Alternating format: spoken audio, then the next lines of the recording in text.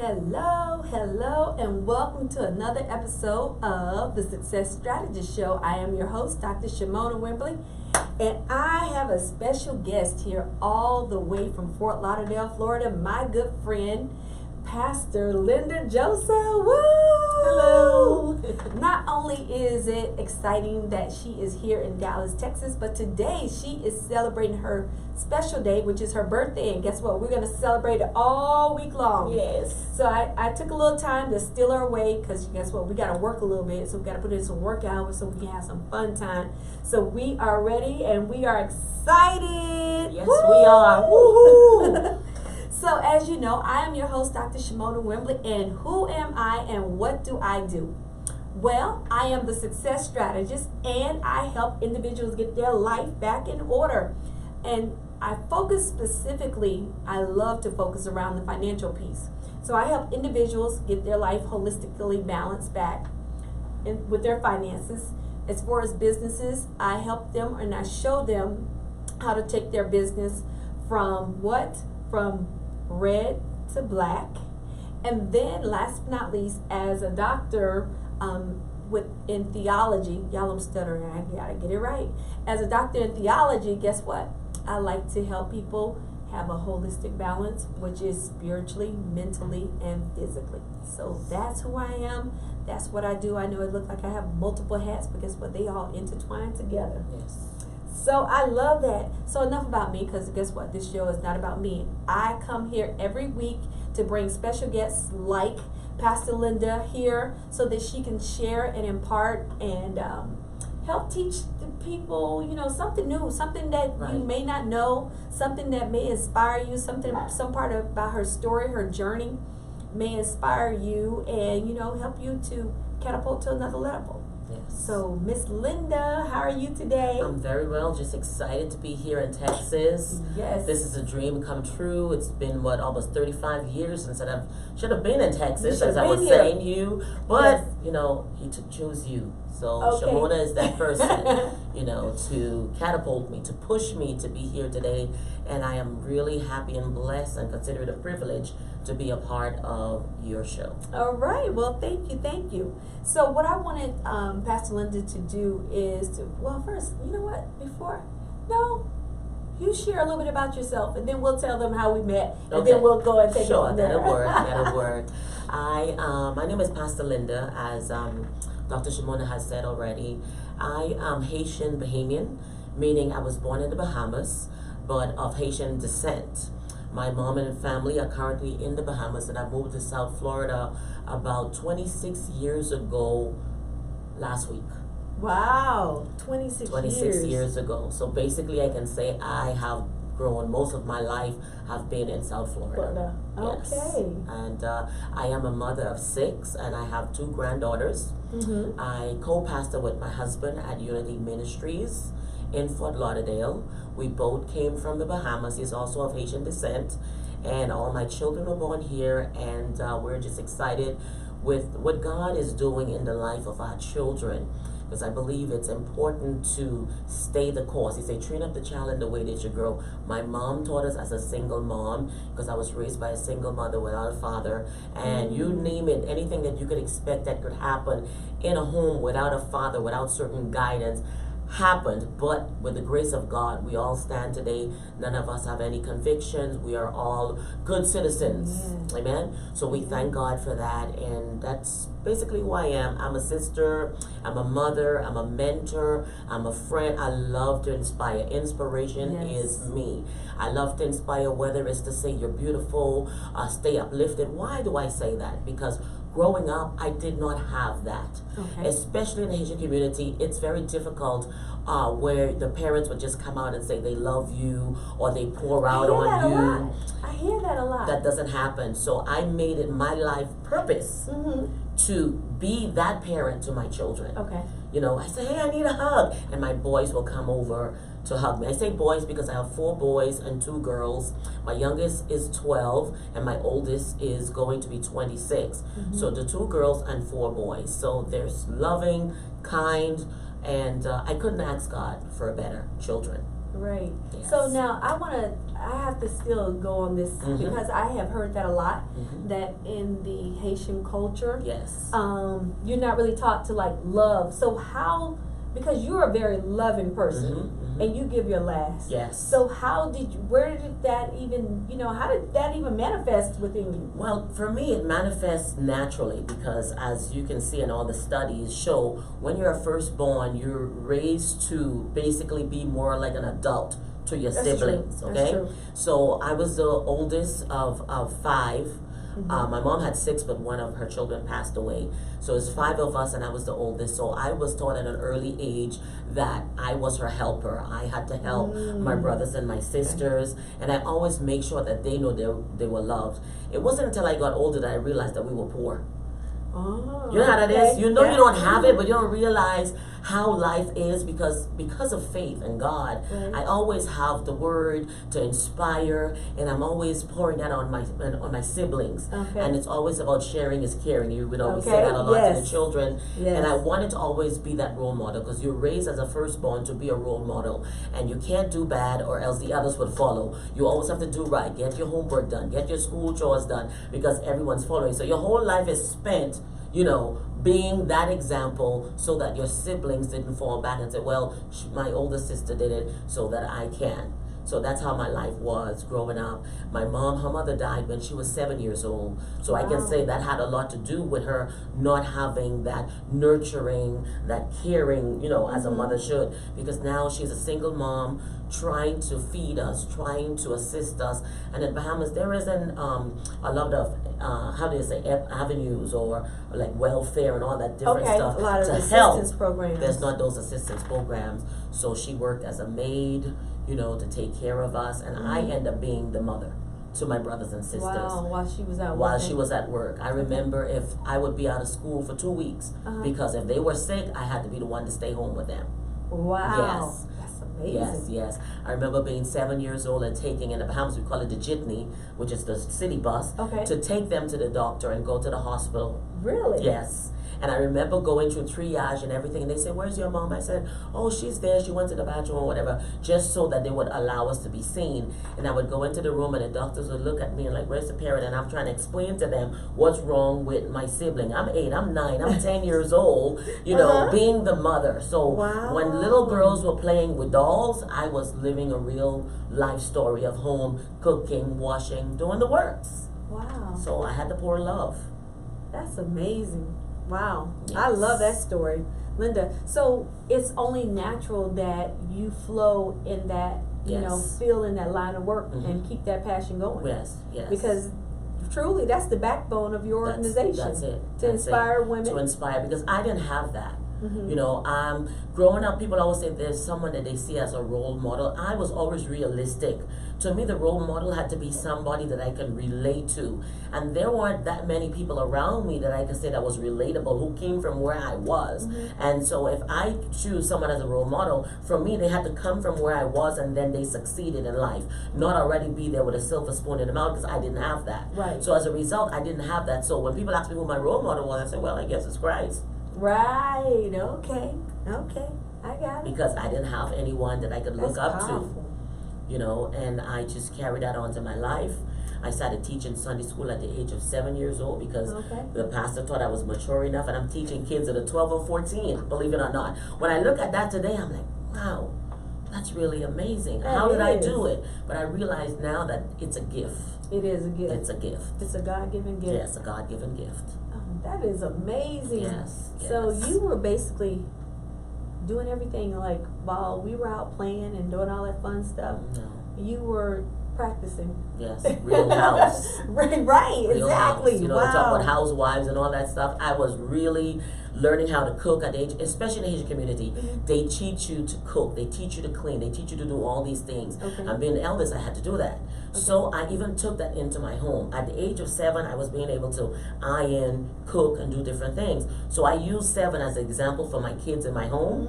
I teach my boys how to iron their clothes, how to do everything. As I said, if I was 7, I was doing it. Technology is advanced and kids are much smarter. As we evolve, I figure that children are much more smarter and intelligent. Yes. So that's what I did with my kids, and each of all of them, they know how to at least iron and clean. The boys, you kind of been more lenient with them on how to cook, but they won't starve. They won't starve.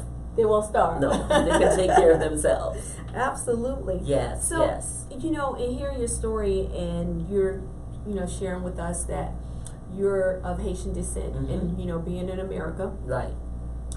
Sometimes, there's this thing that we as African American, and I'm using that term because I'm saying like black people, whatever category we want to preference ourselves, but people that are born or natives in America tend to look at different cultures that come to America differently. Right. Did you experience any, I'm going to call it discrimination amongst your people? Is that right? You're talking about here or in the Bahamas? Here. Okay, here I can't you were able to... Really, most people, unless I said I was of Haitian descent, they always figured I had an accent, but didn't really know where I was from. Okay. So I've even had Africans come to me and said, "You look like an African." Oh, okay. So I guess I have that unique look that I can fit into every tribe of our black culture. Right. Okay. Because we all come from different tribes when we look down to it.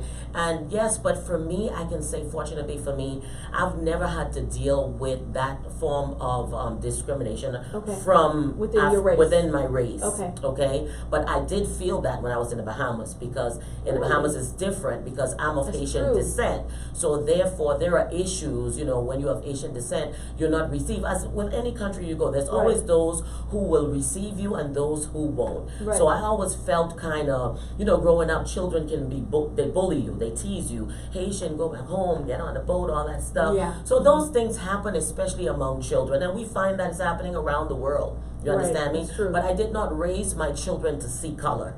Okay. My mom didn't raise us to see color. Okay. We were raised to be a Christian family, which was not as a respect of a person. Right. You understand me? We were only raised to live a godly life. Come on, yes. Okay? And I was always that student. If someone seemed like they were lonely or in the corner, I would always go to them.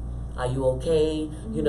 That's who I am. So therefore, I think because I'm being a genuine person, when I go to people, you understand me? Right. They receive that genuineness because I'm not being false or fake. Right, exactly. You understand? So yes. Sometimes people tend to pretend. If I smile for real. If I love for real. That's who I am. Okay. Because I would want people to treat me the same.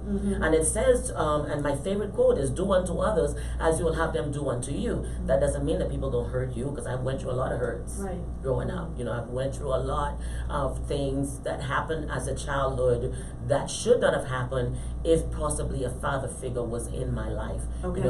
Right. Okay. Now, you have been married for over how many years?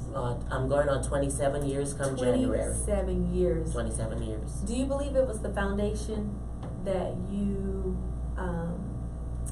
had when you were raising your sisters and brothers? You just had that level of commitment, the responsibility of taking care of home. Yeah. I was never afraid of that because I was already doing that growing up. Right. But I did come from a lineage where none of the women were married. Really? And at 9 years old, there was a preacher that was speaking, and he said to go into your ancestry, to go into your heritage, and there are certain things that we need to break the generational curse on. Yeah. I remember being 9 years old, and when the preacher was speaking on that, I had to go back to my mom to ask, because like I said, her mother died when she was 7, so I had to go back into the family tree to find out what areas might have been an issue. And that's when I found out through the family tree that none of the women, at least 4 generations before me, they were always the other woman. So at 9 years old, and that's saying what my mom went through with us, because she had us with 3 different fathers. Right. Okay. So therefore, I already decided I don't want my children to be brought up in that environment. Okay. I wanted it to be an environment where it was a mother and a father growing up, because I always felt if my dad was around, life could have been much better. I didn't meet my dad until I was 15 years old. Okay. Okay, so for every every bad that happened, I always said, you know what, if he was here, this wouldn't happen. If he was here, this wouldn't happen. So as a result, that's how I went in as far as the relationship. I did get married young. I got married at 18. Okay. Okay, but in the Bahamas, I graduated high school at 16. I was already going to, I graduated at 16. I was going on 17 the year that I graduated high school. So I was already going to a success training college in the Bahamas. That's what they called it at the time. They probably changed the name since then. And I was majoring in computer information. But then my husband was already in my life. He was already around. And I felt like, you know what? I don't want to fall in the cracks of the statistic of being the baby mama, because a lot of that was happening at the time that was like the trend. Okay, Back then, that was the trend. The young girls not having children out of wedlock, dropping out of school. So my focus was church ministry, church ministry, church ministry. And I say, Lord, help me, because I don't want to fall into what was being repeated among the women in my life. Right. Well, it wasn't until I was about 21 that I realized that the Lord actually heard my prayer. Because at 9 years old, I said, I don't want a certain lifestyle. I prayed and I say, God, change it for me, break it with me. Okay. And I can say God has successfully break that with me, because my daughter, she's married. Okay. Okay, she's married. She and the young man, they were already they were engaged and planning on getting married. But when she got pregnant, she said, Mom, I'm getting married. And I said, don't get married because of a baby. She said, no, I'm getting married. So when I look back now, it broke with me. It didn't repeat with her. Right. And I pray to Jesus, that is it. It is. It's done. Yes, it is done. You already did it. That's it. It's done. You've proven it. 27 years. Yes, 27 years. Literally, I'm not saying that your ministry doesn't do this, because I believe that this is a part of your ministry. With WIWA. I don't know why I want to always pronounce WIWA. it. WIWA. WIWA. And it stands for Women Inspiring Women Association. Okay, so tell us a little bit about the organization, because I'm quite sure there has to be some component in there with building women up to, to go on the right track. Well, the WIWA was birthed, actually, God gave me the vision years before it actually came into fruition. I, like I was saying in my journey, I was molested at 7 years old, left for dead. Wow. And that was amazing. Yeah. And the Lord has just keep taking me to the journey. And that happened, but it didn't stop there, because it seems like every man that came into the home was being destructive in that way. Okay. So by the time as I became 9 years old, I realized, and I had to speak up to my mom and say, they're not helping us, but they're destroying our home. At the age of 9. At the age of 9 years old. Wow. And I had to stand up and be bold, say, if you need to have someone, have them outside of the home, don't bring them into the home. Wow. Because being in the home, I have a brother right now, my youngest brother in the Bahamas. He was beaten so badly at the age of 2 years old by a boyfriend of my mom's that he can't see in one of his eyes. He had to have 4 surgeries by the age of 4 years old. Wow. And he still can't see in one eye. So we've gone through a lot in our hurt. But it's always been faith. It's always been going to church and having the word of God that always give you a reason to live. Did I never think suicidal thoughts? Yes, I did. Did I never think that I was low and I didn't have enough to give? Yes, I did. Sometimes even up to the day, I always feel like I'm not worthy. You understand me? Right. That word always comes, that. and that keeps me humble, and I thank God because it keeps me humble. And so with WIWA, the reason why WIWA came in is to inspire women. Yes, you might have had children out of wedlock. Yes, you might have had children and you don't have the father in your life. Life continues. Be inspired. Love yourself. You can still realize your dream. You can still go back to college. Okay? You can still go back and realize all the things that you wanted to do. Don't give up. Don't give up. That's what we was really about. Don't give up. Live to inspire. Okay? Yes. So for right now, we're in the inspirational and motivational and empowerment part of it. But the dream for WIWA is bigger. Okay? To open up centers to help the women. Okay, it's one thing to inspire people, but then later on, where can they go for resources? Where can they go for education? You know, whether it's becoming an HHA, CNA, whatever it is, to help them better, help their families. Because my mom, all she could do is be a maid for someone. Okay. I believe a woman can do more than work in the hotel room. There's always more to life. You can still go back and get your doctorate degree. Most of the things I accomplished happened after because I had my children first. I had everything going, and I did that through the grace of God. Yes. Say 27 years was easy? No.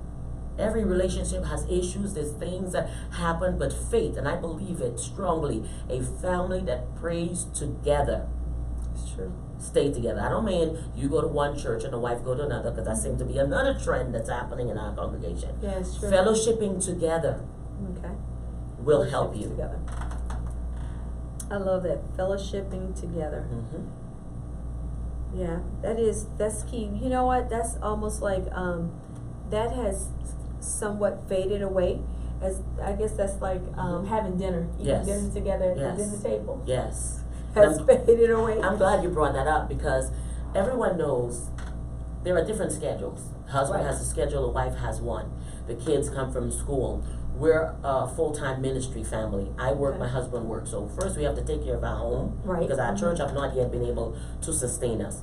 Here's the catch. Most of the people that come to our church are the elderly, the single woman, the minimum wage. So of course, do I say that my ministry doesn't suffer? Yes, it does. But we had to open up a place where they can come. Yeah, that's right. We had to open up a place where they can feel welcome. Okay? So I'm just praying to God that He send those visionaries and the funds so we can better assist these people. You understand me? But when you talk about coming to the table, I make it a point. Sundays after church, everyone knows we will be at the table for Sunday dinner. Because that's the only time that we can truly come together at the table. We laugh at the table. We go back on what happened during the week at the table. So the kids already know that. Now my granddaughters, they have now adapted. They know Sunday after church, we're coming. We're going to be at grandma's, and we're going to sit down and eat at the table and fellowship. We fellowship. Because your first ministry is your family. Okay, say that again. Your first ministry is your family. And those who know me, I'm not boasting. My children are fully in ministry with us. My daughters are worship leaders. The boys are musicians. One plays the bass, one plays the drums. We fellowship that way at other congregations. We do it all together. And I pray every day. I say, God, I always remind my children where I came from, who I am. So tomorrow they don't have that complex that they're better than someone or whatever, or they can't do this. Yes, we can do it together, because as a family, we're a unit. We're not divided. Love it. I love it. So I'm glad that I brought that up too, because then hopefully that we have inspired some people. You know what? Let's see how we can work that back in. And look, a Sunday. Yes. Just something so simple as a Sunday. So for me, you know, well, my kids are in Florida, but trying to think. Yeah, we do everything together. Basically, everything. So everybody knows that me and my son, we're really close, and my grandkids and my daughter-in-law. So I guess I can count that, even if we don't. It's a I don't blessing. cook, y'all. Y'all know I don't cook. My friend Linda stayed at my house. Linda said, I said, I have to cook before I leave. Years, and this stove, this. My kitchen, we live in our kitchen. We cook. She said, it doesn't look like anybody has been in this kitchen. It was so funny. So that was the joke. And so she said, we are going to cook in the kitchen. Hey, so maybe we can do like some type of little, while you cooking, Caribbean type of, we could probably do a go show. Live. Yeah, go live. Go live in the kitchen. Yes, and see my that's culinary skills. Yes. That might take on a life on its own. Yes, come on. Linda said this stove is too clean, but y'all, this is too funny. It's been amazing. Yes. I'm so glad that you came. We have been, I think we've probably been trying to plan this for like a month or two.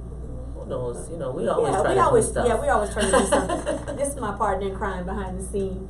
Yeah, I'm always behind the scene. Yeah. She is always behind I like the scene. behind the scene. Always behind the scene. But I'm excited because she's here and she's spending her birthday. Now, how many people leave their husband, their spouse, and their children on their special day? And she came out to, you know, celebrate herself and share it, you know, with somebody. It's an assignment. I believe that. I believe it is an assignment. Everything happens according to His plan. Like He says, for I know the plans I have for you. And those plans are for prosperity. Those plans are for our well-being. You understand? It's and true. I feel most people celebrate the new year as January 1st. My new year is my birthday. Oh, okay. So while people are doing New Year's resolutions in January, I've already started mine. Wow. You know, so my birthday is my new year, and I say, Lord, here's how I transit. So for me, I felt that it should be on assignment.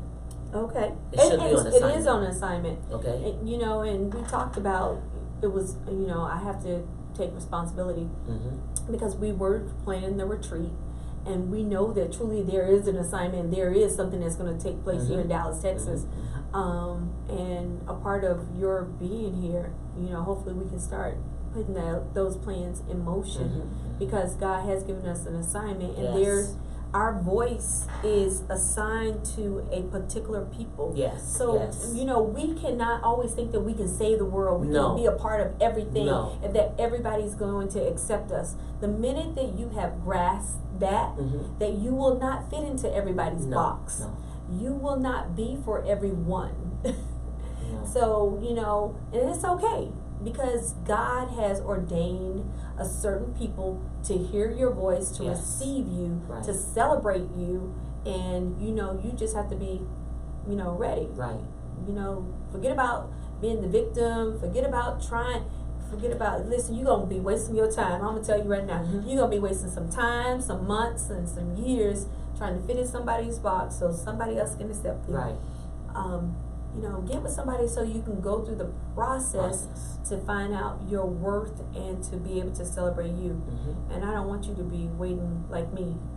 It took me to the age 40, so I have wasted 40 years, and I've only enjoyed 9.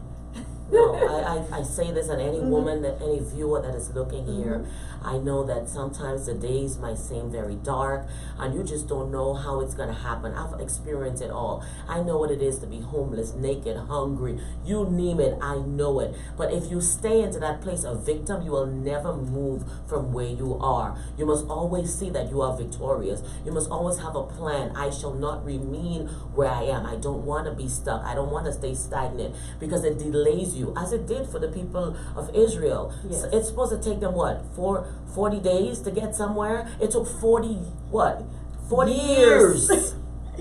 They had to die out. Unfortunately, that is also a fact when we look at that story. Sometimes some people can't go where you're going. Because the journey that you have for you, you have to let people go. If you're afraid of losing something that's already hurting you, then you will never succeed. You must let go. If I stayed in the position of victim, then I would not be able to help people. And as I am healing, I find room to help somebody else heal. I can understand and be more understandable and not have that Christian righteous feeling justified. I always call it the Pharisean feel. You know, like we're better than the next person. You know what? Or we've become too religious to open up ourselves to assist somebody else. That is not who I am. That's not what I ever want to be about.